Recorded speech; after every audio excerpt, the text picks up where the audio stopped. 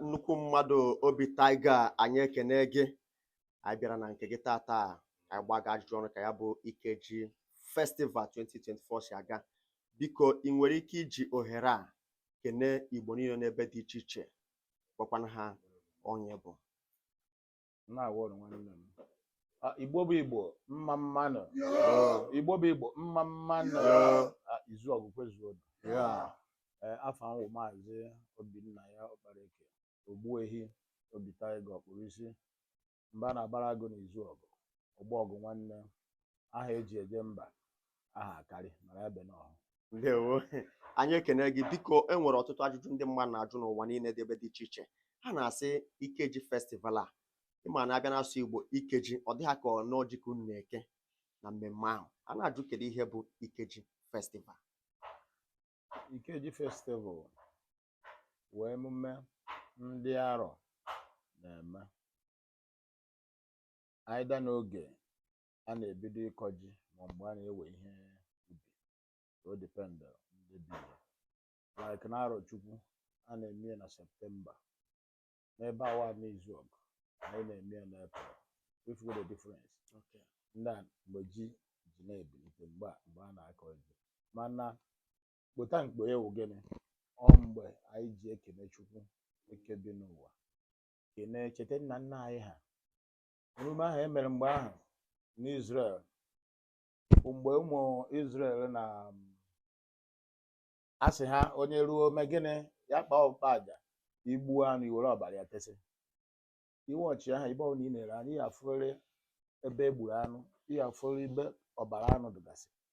So onye ọbụla gafetere elu amarụgwo na o nwere ndị bi ebe a, na o nwere ihe a na-eme. So onye ahụ ncheta anyị ji echeta nna anyị ha, nna nna anyị ha, were nye Chukwu ekene maka ndụ o dobere anyị. Anyị ekene gị. Biko, abịa n'ọzọ, enwere ndị na-afụta omenala Igbo dịka ajọ ihe.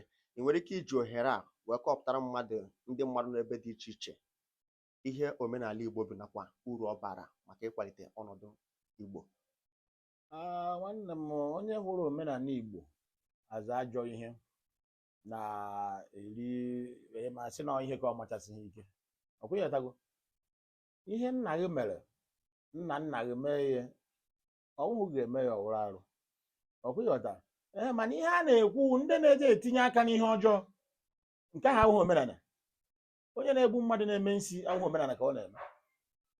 Ama mmekọta anyị na-ekwu, o nwere ihe dị iche n'ihe ọjọọ na anyị na-eme omenala. Omenala, onye ọbụla na-eme omenala ihe ekweme ihe ọjọọ, bikọs igwu ọsị gị na ga-akụ ya efu ya. Ọ ka eji apụta mgbe ahụ sị gị na nze sara ire. Ome ebe a na-ekwu okwu nze pụta dị a okwu eziokwu, ọ wụzighị ha ọ na-awụ onye emeghe ihe. Mgbe ahụ e nwere prosidio ị ga-aga bifo echie gị echichi.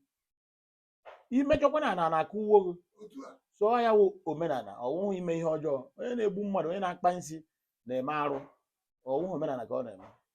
Anyị ekene gị. Ndewo, ya bara gị maka isonyere anyị tata. Anyị na-asị gị daalụ. Biko, nnukwu mmadụ ọ ya agbazo ya gaziri gị. Ọ ya amasị gị ka ikene ndị arọ ndị izu ọgụ, ndị ihe nọ mba niile na-esonye na ya bụ mmemme Ikeji Festival.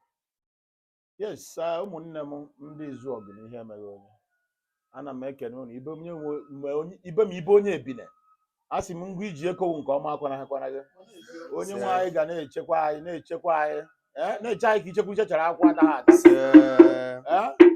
Onye ihe na-esiri ike n'aha, a sị ya na onye nwe anyị ga-aza ya oku.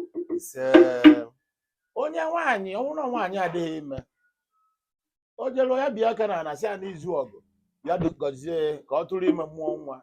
Ọ nọta na-esi ihe ọ na-atụ mma mma.